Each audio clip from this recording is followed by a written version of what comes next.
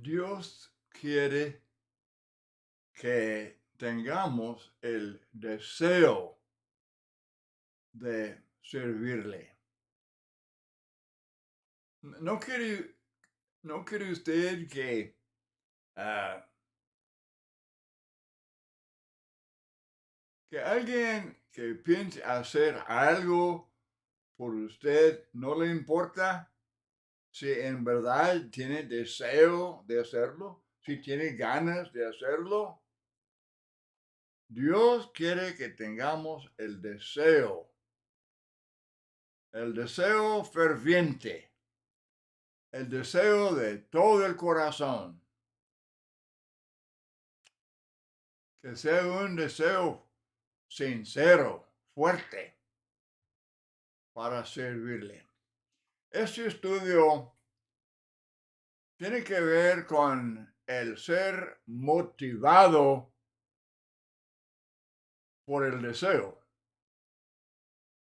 movidos a hacer la voluntad de Dios por el deseo ferviente. Leemos en Éxodo 35, 21, todo aquel a quien su corazón estimuló o impulsó, trajo ofrenda. El pueblo de Israel estaba haciendo ofrenda para construir el tabernáculo. Y dice la Biblia que ellos ofrendaban aún más de lo necesario. Tenían deseos, tenían ganas de ofrendar. Y es lo que Dios quiere. Primer libro de Crónicas 28:9. Sírvele de todo corazón y con ánimo dispuesto. Ánimo dispuesto. Porque el Señor escudriña todos los corazones, todo intento. En cuanto a la ofrenda enseñada para nosotros, según a los Corintios 9:7, cada uno dé como propuso en su corazón, no con tristeza ni por necesidad, porque Dios ama al dador alegre. El deseo, motivados por el deseo de servir al Señor, de adorar al Señor. Vamos comenzando con el deseo de tener conocimiento, desear conocimiento. No hay nada que se pueda comparar con la bendición de entender la voluntad de Dios. Obviamente es muy deseable, es deseable el conocimiento de la palabra de Dios. Proverbios 3:14, su ganancia es mejor que plata, oro, joyas, y nada de lo que deseas se compara con ella. Dice, larga vida está en la mano derecha de los que desean conocimiento. No hay cosa comparable. Proverbios 8, 10 y 11, recibid mi instrucción y no plata, oro, joyas, todas las cosas deseables no pueden compararse con ella. Primero de Pedro, capítulo 1, de los versos 10 al 12, los profetas inquirieron e indagaron procurando saber las cosas a las cuales los ángeles anhelan mirar. Los ángeles anhelan mirar. Hechos 8, el caso del etíope, es un caso muy interesante y bien ilustra esta lección. Él fue motivado por su deseo. Dice, sentado en su carro y leyendo al profeta Isaías, Felipe le pregunta, ¿entiendes lo que lees? Y dice, pues, ¿cómo podré si alguno no me enseñare? Y luego Felipe le explicó, estaba estudiando Isaías 53, que habla de Cristo, y cuando Felipe le explicó eso, y él deseaba entenderlo. Y ahora al entenderlo, inmediatamente quería obedecer al Evangelio. Dice, aquí hay agua que impide que yo sea bautizado. Y de una vez descendieron al agua, Felipe, el etíope, y le bautizó y siguió su camino gozoso de haber cumplido su deseo de obedecer al Señor. Efesios 5:16 dice Pablo, aprovechando bien el tiempo. O sea, leer la Biblia, aprovechando cualquier oportunidad, oír la palabra y leer la palabra en cualquier lugar, en la sala o en el automóvil o en así conversación con la familia y otros, pero aprovechar bien el tiempo para oír y aprender la palabra de Dios. Y lo haremos si hay el deseo. Somos motivados por el deseo. Y si no hay deseo, pues descuidamos aún la lectura bíblica. Primero de Pedro 2:2, muy interesante. Desear, anhelar, desear como niños recién nacidos la leche espiritual no adulterada para que por ella crezcáis para salvación. Los niños, el infante, él desea, como dice Pedro aquí, él desea la leche y nosotros debemos desear la leche espiritual y después el alimento sólido. O sea, tener apetito, tener el deseo de comer, tener el deseo, el anhelo de recibir el alimento espiritual para el alma. Mateo 5:6, bienaventurados los que tienen hambre y sed de justicia. Hambre y sed. Pues todos entendemos esto. Sabemos lo que significa tener hambre. Uno desea comida, desea comer. Si tiene sed, él desea algo que beber. Y Jesús dice que ellos, los que tienen hambre y sed de justicia, ellos serán saciados. Entonces, después de este deseo de conocer, deseo de tener conocimiento bíblico, la siguiente pregunta es si tenemos el deseo de obedecer al Señor. Hechos 8:36, ya mencionamos, habiendo oído, habiendo entendido a Isaías 53, entonces llegaron a cierta agua y dijo el eunuco, aquí hay agua. ¿Qué impide que yo sea bautizado? Él deseaba obedecer.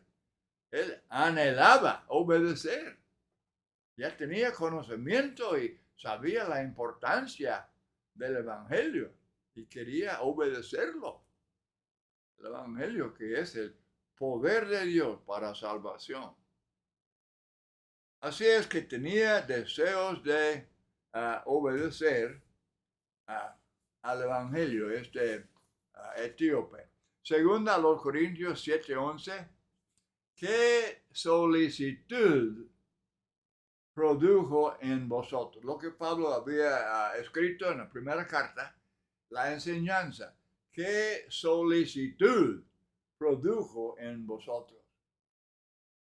¿Qué defensa? ¿Qué indignación? ¿Qué temor? ¿Qué ardiente afecto? ¿Qué celo? Así es, la palabra de Dios produce en el corazón de nosotros ardiente afecto y celo por obedecer al Evangelio, por obedecer los mandamientos del Señor, ya después de obedecer los mandamientos primarios, los mandamientos iniciales, obedecer al Evangelio, y luego el cristiano persevera en la palabra de Dios, con anhelo, con deseo, con buen apetito. Lo hace de corazón, porque Dios conoce el corazón. Y si leemos la Biblia o obedecemos ciertos mandamientos, pero sin el buen ánimo, sin el anhelo, sin el ferviente deseo de cumplir con la voluntad de Dios, Él lo sabe. Dios conoce el corazón. Por eso dice que Él ama al dador alegre. Él conoce a los que ofrendamos y con qué actitud ofrendamos.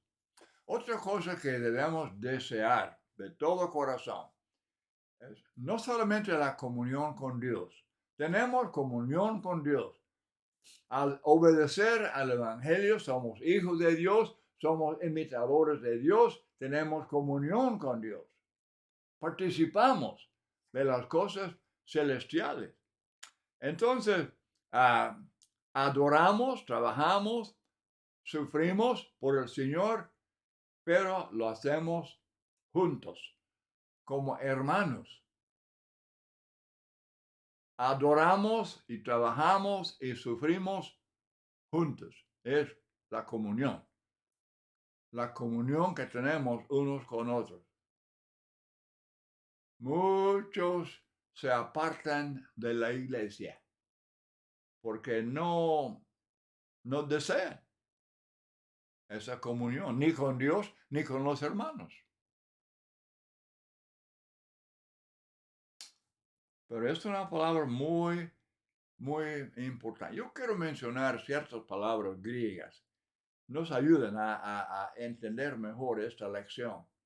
Hay como 3 palabras que deben ser estudiadas. Agapao es la palabra amor, el amor de buena voluntad.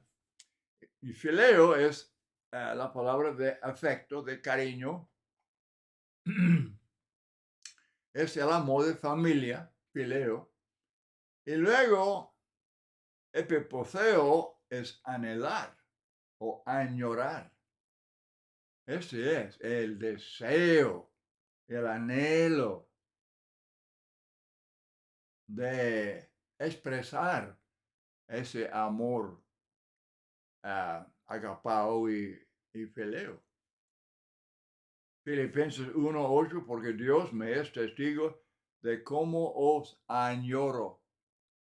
Ahí está la palabra. Epiposeo. Os añoro. Es muy emocional. Es el afecto, es el amor y el afecto, pero con mucha emoción, con sentimiento. Os añoro a todos con el entrañable amor de Cristo Jesús. Segunda a los Corintios 9:14, mediante la oración a vuestro favor, demuestran su anhelo, demuestran su anhelo por vosotros, por la gracia de Dios en vosotros. Filipenses 2:26, Epafrodito os añoraba. Otra vez. Epafrodito os añoraba a todos vosotros y estaba angustiado porque habíais oído que se había enfermado. Primera a los Tesalonicenses 3:6, Timoteo nos ha traído buenas noticias de vuestra fe, nuestro amor, de que siempre tenéis buen recuerdo de nosotros, añorando vernos. Hermanos, ¿qué tan fuerte es nuestro deseo de vernos, de reunirnos para los servicios, para adorar a Dios? ¿Qué tan fuerte es el deseo? ¿Se puede decir, añoramos? ¿Anhelamos con esa emoción tan fuerte? Añorar. Es palabra muy importante, palabra muy, muy significativa. Añorando vernos, como también nosotros a vosotros.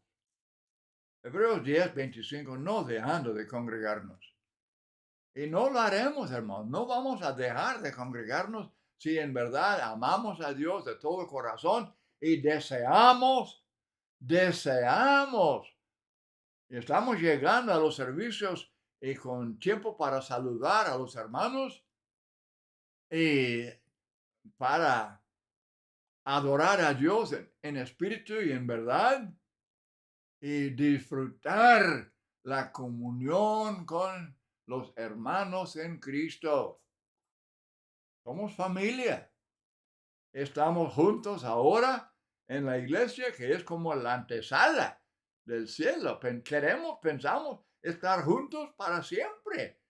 Después de esta vida, continuamos teniendo esa relación así como hijos de Dios en el cielo. Personas que no desean asistir a los servicios fielmente, todos los servicios, y tener comunión con Dios y tener comunión con los hermanos, hay que preguntar cuál es su concepto de ir al cielo. ¿De veras tienen deseo? ¿Tienen deseo ferviente de ir al cielo? Yo creo que esa es la prueba. El asistir a los servicios con ganas, con anhelo, indica que queremos estar juntos para siempre en el cielo. Deseo. Debemos desear salvar almas. Según a los Corintios 12:15, yo muy gustosamente gastaré lo mío y aún yo mismo me gastaré por vuestras almas. Salmo 13:19, el deseo cumplido regocija el alma. Y es muy cierto. El deseo cumplido. Y estamos hablando de salvar almas. Y para hacerlo, yo sigo siempre insistiendo como disco rayado en todos mis sermones. Yo sigo insistiendo que el medio eficaz para ganar almas son los estudios bíblicos semanales en el hogar. Una serie de estudios, varias semanas, 5, 6, hasta 8. Pero enseñar a los parientes, a los amigos, a los compañeros de trabajo, a los vecinos, cualquier persona que acepte estudiar la palabra de Dios con usted, tener una serie de estudios, porque ellos, los inconversos, tienen toda clase, comenzando con ignorancia y también prejuicio y también creencias erróneas y toda clase de cosas que requiere estudio detenido. Entonces, sentados ahí en la casa, sentados a la mesa con Biblias abiertas, que ellos lean en su propia Biblia, lean los textos apropiados y analizarlos, estudiarlos. Muy bien, otro, desde luego, pero tan importante es desear de todo corazón ir al cielo.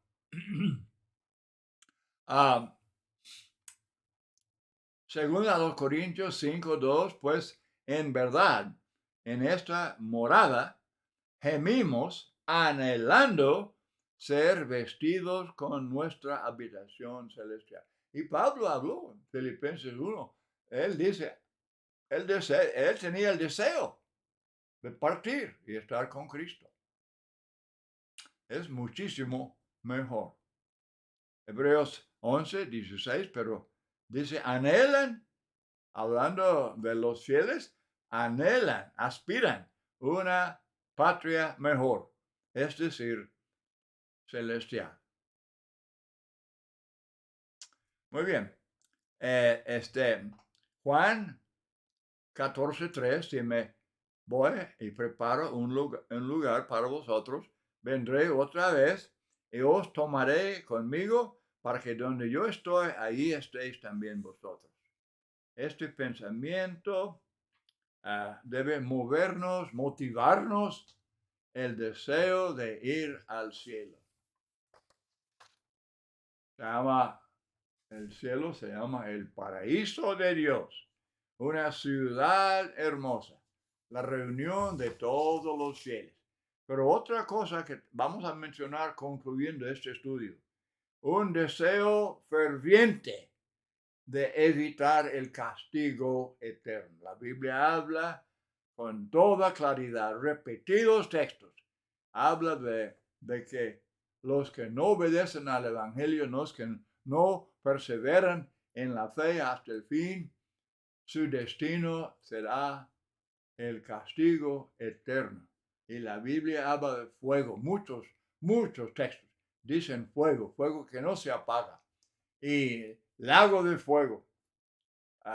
Y los materialistas, los que niegan esto, niegan la Biblia, hacen burla de la palabra de Dios.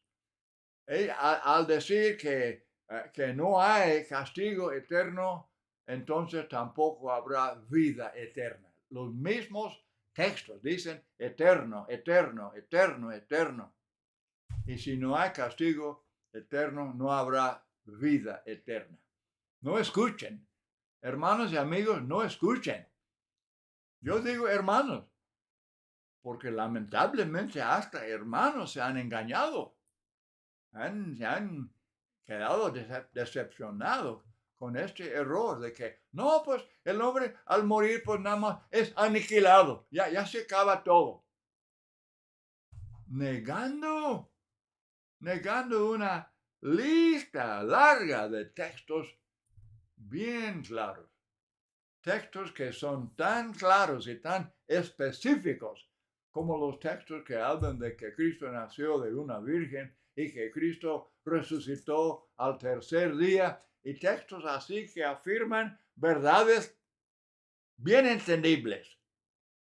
No hay cuestión de cómo interpretar y no hay ninguna razón para cuestionar el significado obvio de estos textos. Mateo 8:12, serán arrojados a las tinieblas de afuera, ahí será el llanto y el crujir de dientes. Hermanos y amigos, yo digo que es imposible que la mente humana sea capaz de imaginar lo horrible, lo espantoso de ser echado en fuego, en tinieblas. Jesús dice tinieblas de afuera. Es fuego que no ilumina, pero que sí quema como fuego. Mateo 13:42, los echarán en el horno de fuego. Ahí será el llanto y el crujir de dientes. Todos sabemos que, por ejemplo, un edificio encendido, ¿qué hacemos? Pues es cuestión de escapar, es cuestión de huir, aún tocando la estufa con el dedo. Es un dolor tremendo. Fuego. Y la Biblia habla en muchos textos. Habla del horno de fuego, el lago de fuego. Todos los castigos que encontramos en la Biblia, de pasta a pasta, no se pueden comparar con eso de ser echado en fuego, con un cuerpo incorruptible. El cuerpo no se consume. Los que dicen, por ejemplo, Mateo 10:28, que serán destruidos, no entienda mal. La palabra significa perdido, arruinado. No significa aniquilado. La palabra se usa en 2 Pedro 3:6, hablando de la tierra, que durante el diluvio la tierra pereció, es la palabra la misma, fue destruida, pero pereció, ya no servía para la habitación del hombre. El alma será arruinada, pero no será aniquilada.